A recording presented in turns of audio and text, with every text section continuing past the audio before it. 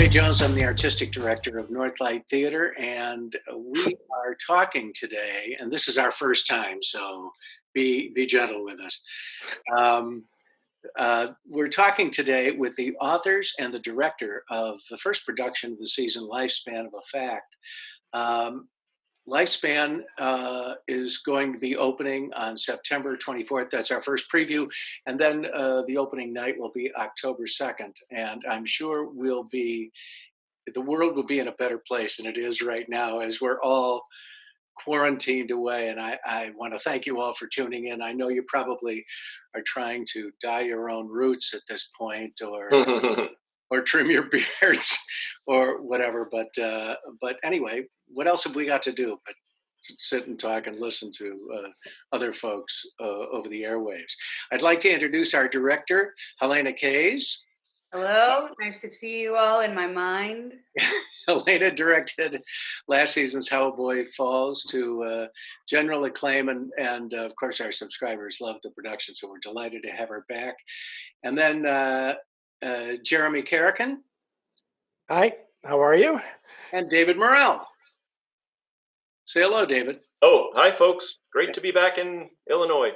That's great. Yeah, we'll talk about that. And also, we're missing right now Gordon Farrell, who was our third author. There are plenty of questions to ask about this piece. It's based on a book by John D'Agata and Jim Fingal. But how did this come about? How did you three guys, first of all, how do you know each other to begin with? And Jeremy, you want to go first? Sure. We met at the dining hall of Burton Judson at the University of Chicago in 1987. I accidentally knocked the tray out of his hands, and I bent over to pick it all up for him. That's right. 5 minutes later, we were friends. And our hands touched, right? We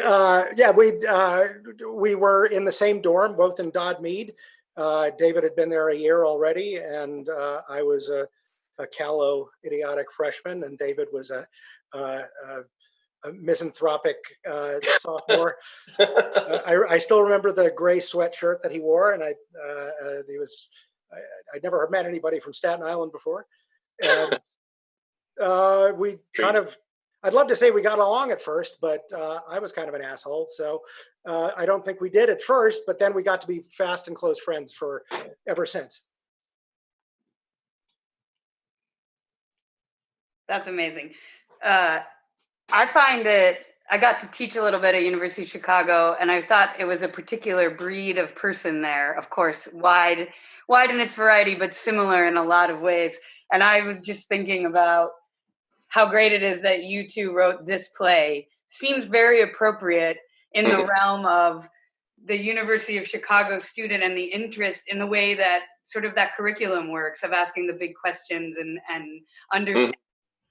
questioning fact and questioning what fact is. Do you feel like any of your time in Chicago attributed to you being drawn to this material?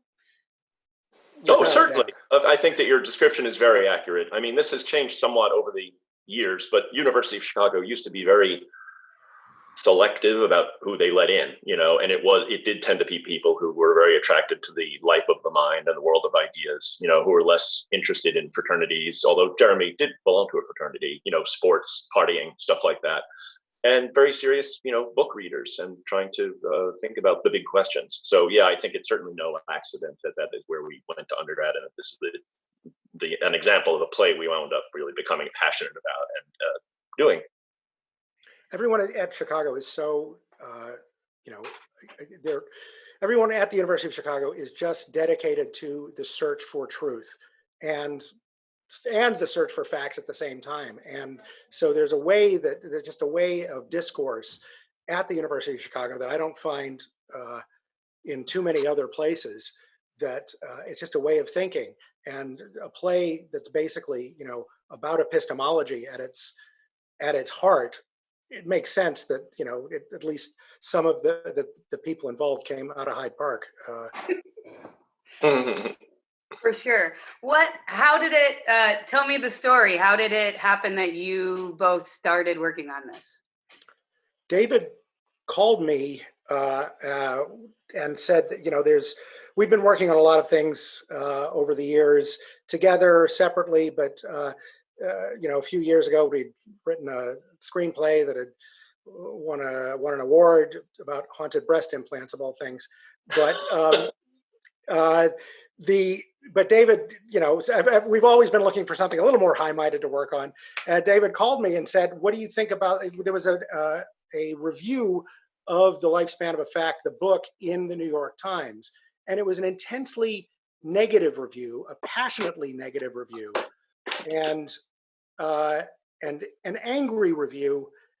And as David always says, angry people are funny. I found it. Oh, you have it. You found it. Yes. I found this online and I ordered it and I read it and I was like, holy crap. This person is so angry about this book. So anyway, Furious. I totally know what you're saying. Wow, you got it. You're dramaturgically, you are so prepared with this. I mean, I'm hanging out in Chicago in my house, so I might as well. So yeah, we'd read this thing and like, they were so angry that there's no way this book could be this bad, because the fact that it, lit this fire under her to write this review, that it sounded amazing.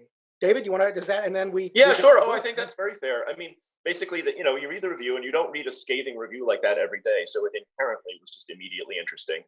Jeremy and I spoke. We ordered the book from Amazon, read it, and we found, most people listening to this will not have read the book, although we very, very strongly recommend reading it. It's a terrific book, very Absolutely. Interesting and fun and brief. So, it's a couple hour long read. And one thing about a very central thing about the book, the entire book is simply a dialogue between Jim and John DeGatta and Jim Fingal, the essayist and the fact checker. There's no narrative in the book. It's just it's an email correspondence between them. So it's an epistolary book. It is just the emails they sent each other over the course of several years. So that with the actual original article sort of published in the center, which is very interesting way to do it. Whatever their emails were about, that section from the essay would be in the center, so you could see what they were referring to. Really cool typography or book design, whatever you want to say. So right off the bat, it seemed like a play because it was two people talking to each other for 100 pages. I mean, obviously, that sounds like, we could adapt this into a play. It is very, very interesting. It's very funny. It's extremely emotionally stirring because it's about the center of the book is the fact that a teenage boy killed himself in Las Vegas. That's what John DeGatta's essay is about, that suicide. So it has an enormous depth and wrenchingness to it, alongside the intellectual interest and alongside the humor. And plus these incredible, insane reactions it was getting from some book reviewers. Book reviewers other than the New York Times reviewer were absolutely livid about this book and hate John DeGatta. They would like to hear he got hurt in an accident. And that just seemed like surely there must be something there that can be tapped into if we have have it in us to figure it out. After we've been working on this for a while, after the play had been performed, John opened up to us. He said that after the book had gotten published, reading those reviews were some of the most difficult times of his life. He thought this was over for him, like everything was miserable. So that was an odd experience to hear that, just how much punishment he'd gotten from this, from reviewers and critics. So talk to us about, can you hear me? Yes. Okay. Talk to us about how it leapt from the book actually to the Roundabout production and how all of that came about. I mean, it's very difficult to get, as you guys know, to get people to believe in your play and then do readings and workshops of your play and then producing your play, let alone at the level and scale that you guys got to produce it. It was, the play was a critic's pick. Ironically, it was critic. Did John DeGatta hang out in the lobby every night because he must have been so berserk and thrilled? But how does it make that incredible leap and so successfully with an all-star cast and a brilliant director? It's really, and now we're doing it at Northlight with a wonderful director. It's an amazing trajectory. It was a 6-year slog. Okay, go on. But no, go ahead, Dave. Well, I was just going to say, and this is really more about you, Jeremy, in the beginning. It's just that there is kind of an important part of the answer is that we lived in New York if you want to be a playwright, live in New York. If you want to be a screenwriter, live in LA, to an extent. Obviously there's a lot of filming being done in New York now, but basically, so over the many years being done in Chicago. So we right. We met people, we made contacts, and Jeremy is especially good at that. He's a great, friendly, funny, smart person and conversationalist, and just not a networker in a cynical way, but you just wind up meeting so many people and forming friendships with them. So anyway, Jeremy became friendly with and started doing prospective projects for an established Broadway producer. So we immediately, by virtue of that, were way ahead of a lot of people who want to put a play on Broadway. That was a great contact. And that is something that you have to work to get. And so Norman was his name, Norman Twain.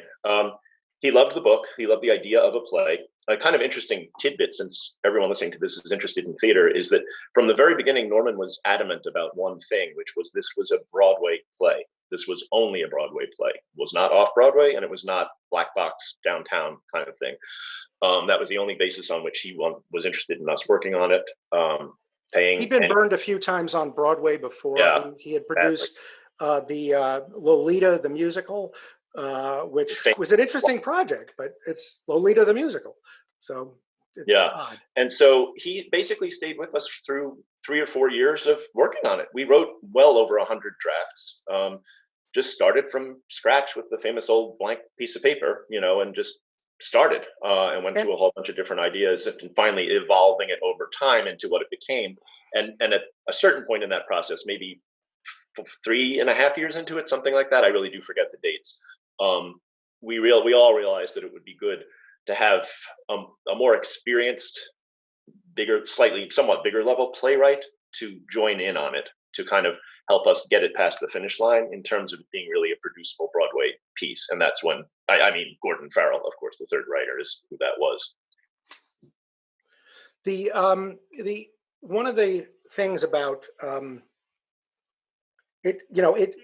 because the book is written so much as a dialogue, it's a little, we were, those first, year and a half, I would say the first 6 months, it was a real struggle because, just because something's a dialogue, we know that doesn't necessarily make it theater. It does not necessarily make it stage worthy. The countless Socratic dialogues would go nowhere. A lot of court theater just would, falls dead on its feet as soon as you get it up there. But, finally, it just took a long time. Theater is kind of a deletive process of honing down some of the best lines, but also we had to create a whole new character, whole cloth. We didn't know much of this was set in cyberspace, and we had to move it to the real world. And we had to compress the timeline to keep the stakes high. So it was a difficult to adapt piece, but I think, in the end, and then towards the end, we got like 80-90% there. And and Norman really wanted to have a very definite ending to the play. And that's when, Gordon was brought in as the third team member. Yeah, and Gordon had an excellent idea for how to really it's amazing. It's the knot, how to untie the knot, all these metaphors we come up with these things. It's just, he had a good idea, and that would form the basis of what the current ending is. And Jeremy touched on this, but one thing that we really had to work out so hard was the book. John DeGatta is a brilliant writer and a brilliant prose stylist. The writing in the book is beautiful. And it was so tempting for us initially to just kind of assume we would use a lot of it or a fair amount of it. But it did not work out that way at all. And because it just wouldn't have worked out. It's a different art form. It's different writing. So in the end, it's really, I don't know, funny is the right word. I think maybe to Jeremy and me, due to all the sweat and the hours and the years, I think it's funny, but maybe not to viewers. There's hardly any of the language of the book in the play. Like there's maybe 1 or 2 sentences in it that are like, that sentence was in the book. Like John DeGatta wrote that, but we really did have to just go back to the basic idea and really write it from scratch. The essay is so good, and I encourage everybody who has seen or will see the play to read the essay. And we could only include a very short amount of it in the play. Yeah. The other thing is I kind of interrupted my answer to your earlier question about how did this kind of happen. I talked about the beginning, how we read the review, approached Norman, our producer.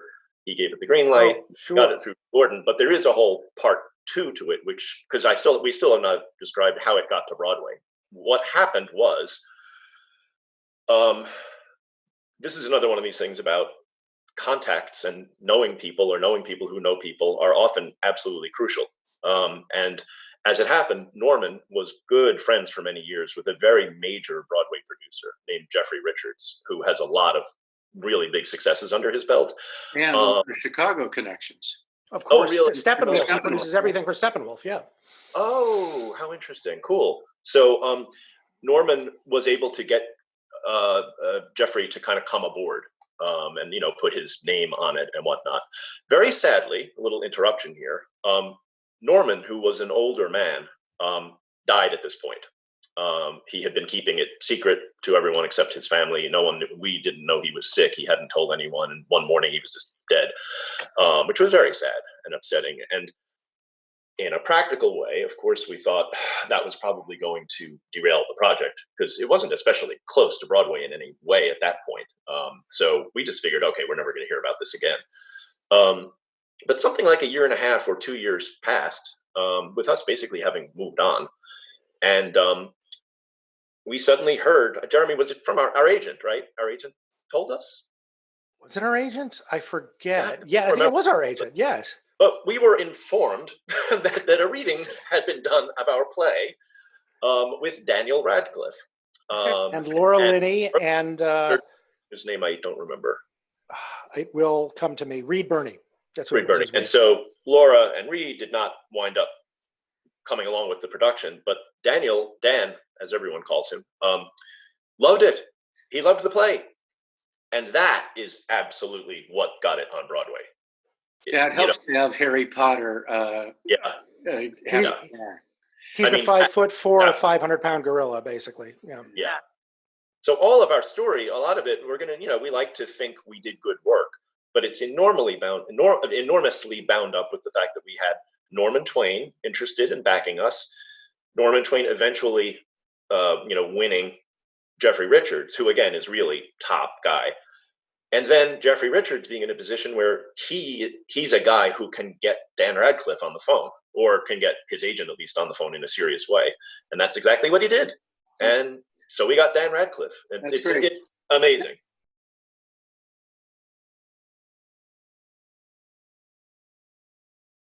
Join us again for part 2 if you're interested.